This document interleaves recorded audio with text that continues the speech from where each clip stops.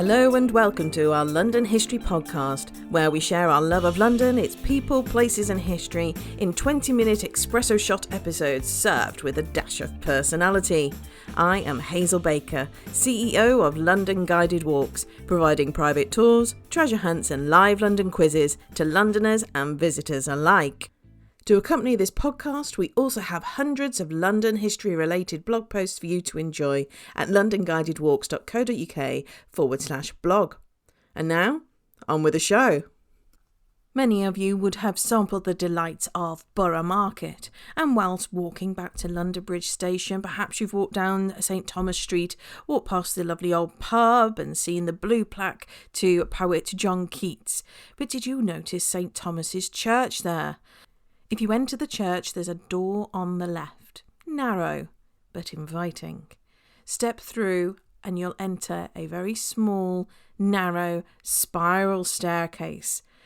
And up you go, 52 steps holding onto the rope. And when you get to the top, you'll be in a shop.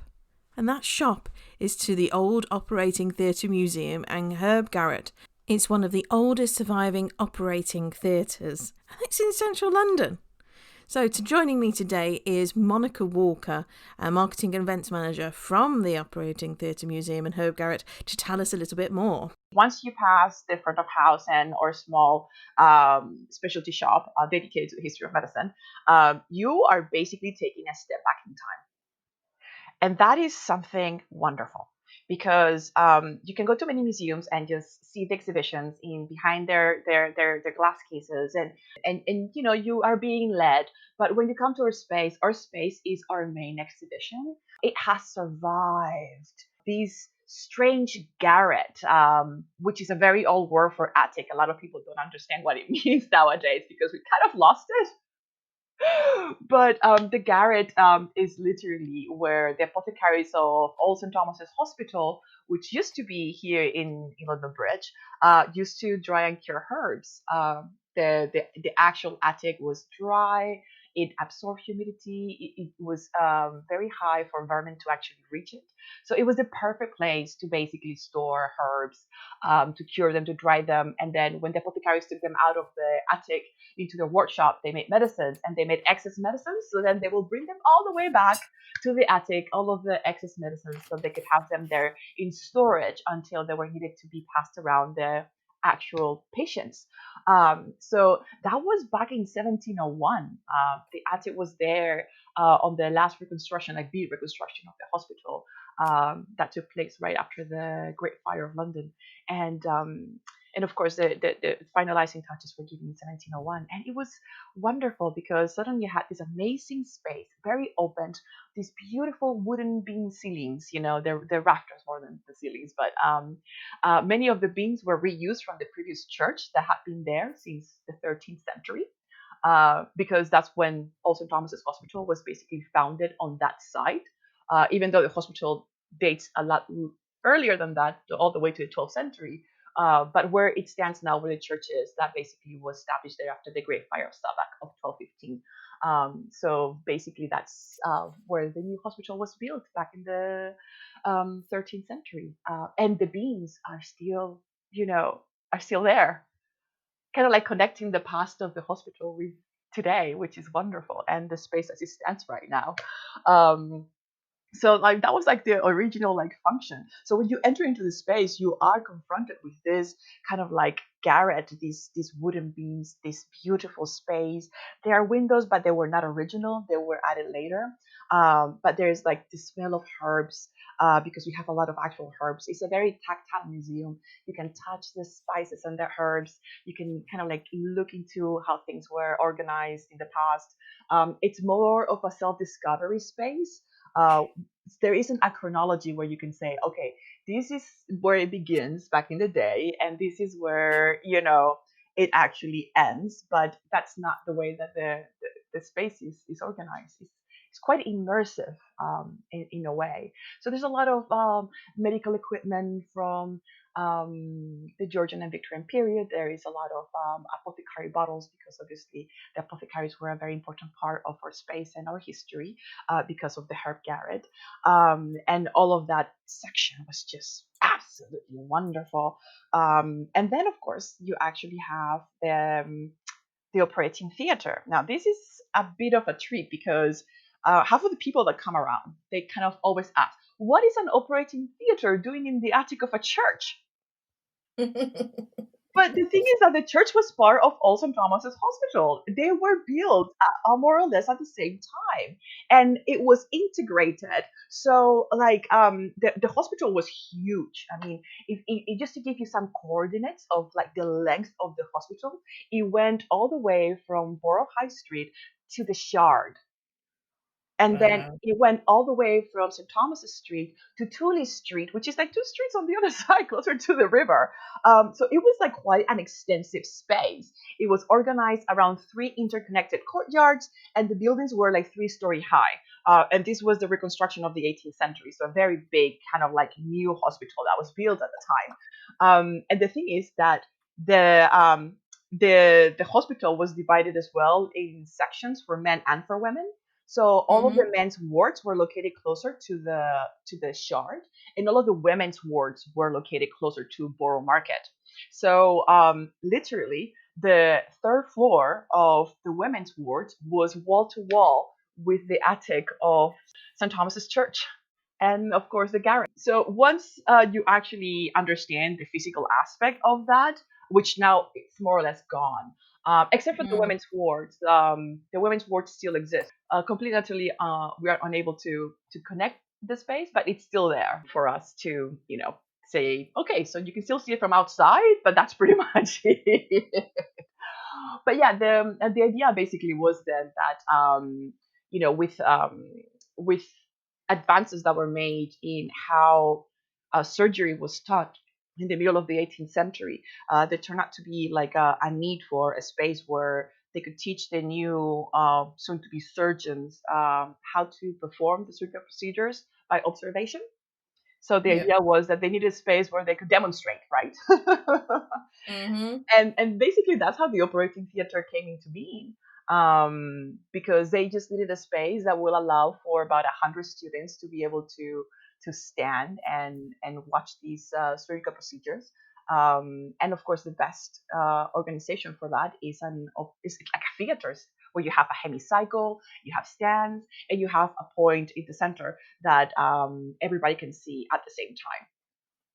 Yeah, and the wood shavings give me a little bit of goosebumps every time I see them. Really, the reminder of the reality of it all. It's very hardcore because there are a couple of things that people don't know about our space. That when it was rediscovered in 1952, they basically had to do a couple of studies and kind of like a small archaeological dig to analyze some of the things that were underneath the operating theater itself. So they lifted the woods without damaging them. And also they need to put all the cables for the electricity because Hmm. they wanted to open up as a museum, and that happened in 1962. They needed to have some sort of electrical work put into place. So when they opened this up, there was there was sawdust between the floor, the floor that led into the church underneath it, and what they were doing basically was ensuring that the blood from the operations will not seep into the church downstairs. I mean, can you imagine Wow. if you are in the middle of mass and then suddenly behind you blood starts to fall out? I mean, this is a problem. I'm just saying, this is Hmm. Hmm. horrifying. So what they did was basically to create a false floor. So they raised the floor and they placed a lot of sawdust between the actual floor and the raised wooden floor. And the problem with that's when they opened it, it was completely naturally congealed like cement from the blood that had Blah. fallen there. So they literally had to like remove it for sanitary reasons. I'm gonna have nightmares. I'm sorry. It's surgery in the, pre-anesthesia and pre-antiseptic period. It is something to give you nightmares. So this operating theatre was women only, wasn't it?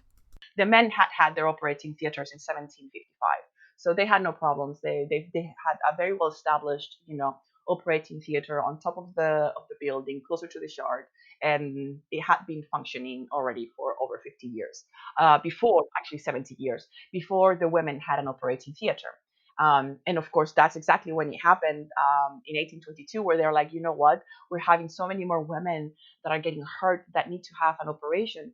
Then we need to have a space where we can do this safely, and we are missing a teaching opportunity at the same time.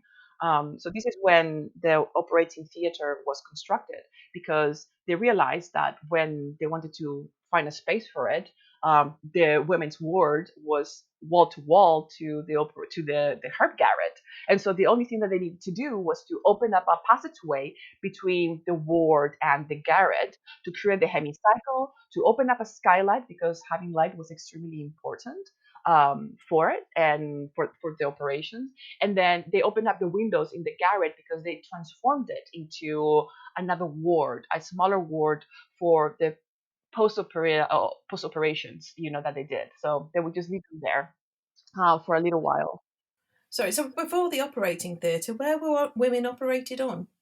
In the ward with the rest of the patients, they actually With all the left sound effects. with all the sound effects. I mean, they left three beds on one corner, and that's basically where they operated upon them. In terms of teaching, impossible. You can't fit that many people around a bed, inside of the ward, and then you have to deal with all of the other patients who are waiting to have some sort of an operation.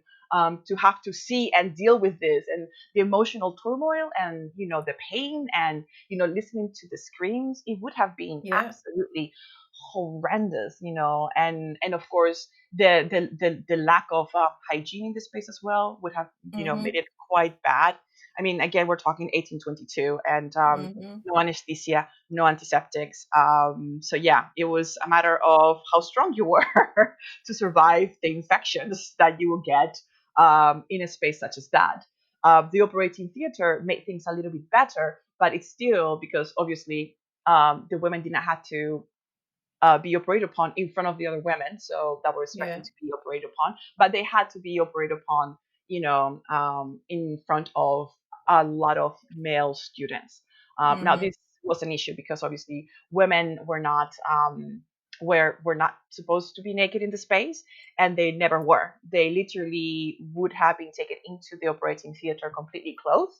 In Mhm. some cases, they would have given them um, a blindfold before they got into the operating theater, because obviously if they can't see all of the men looking at them, but they also can't see when the knife is going to reach their member, or whatever they're going to do to them at that Mhm. point, then she can't flinch, she can't prepare, and therefore she will not be able to move either. There were only very few operations that were actually done in the space. So there were only three, and they were the same for men and for women. So these are the ones that they really know how to do. These are the ones that were needed to be done in an operating theater, Mhm. and they will do the same to both sexes, no distinction whatsoever. So, well, except how they treat some of them, obviously. But first of all, they could actually do trepanations. So you get a head injury, and it's required for them to actually open up a hole in your skull to allow for the excess fluids to come out. They could do that with trephines. We have some of those amazing trephine kits in our collection, where they were actually able to do that. But they will do these in the operating theater. Then, of course, they could do lithotomies, which this is the removal of bladder stones. Now you Mhm. have to think about this. Some of the bladder stones that they used to have were as big as a chicken egg. Whoa. Yeah, it was bad. And many of them were more common in men than in women. Like, men had the largest amount of bladder stones in the period. It has to do with the diet, with water, so many different reasons. But men were much more, prone to actually suffer from that than Mm-hmm. that the women, but if women also had them, they could also operate upon them for the same reasons. But this was an operation that was most commonly done on men than on women, but this is the other operation that would take place in the operating theater. And then the last one, of course, amputations. Anything that had to be outside of the body that could be extirpated, cut off, then that's basically what they will be able to do. But that was it. There were no more surgical procedures that took place on those spaces. And sometimes people think that the reason why women didn't have access to these before was because they were women. And I think that that is a very, let's just say that that's not the right way of looking into it, because Very women did not. simple answer, isn't it? It's a simple answer, but it's the wrong answer. I mean, if you Mm-hmm. think about the time period, first of all, who are the patients? The patients are the working poor. These are the patients in St. Thomas's Hospital. And guess what? The working poor that actually were treated at St. Thomas's had really, really hardcore jobs. Like especially the men, they were farmers, Mm-hmm. miners. They work in the docks. They work as sailors, as soldiers. And if Mm-hmm. and they had like the largest amount of injuries that Mm-hmm. required these kind of operations. So they were like constantly using the services of the hospital because of all of these different elements. And of course, because they are the working poor, they gave up in a way their privacy in order for them to be treated by the best, kind of like surgeons that Yeah, they wouldn't have been able to there. afford it if they're born. Yeah. Exactly.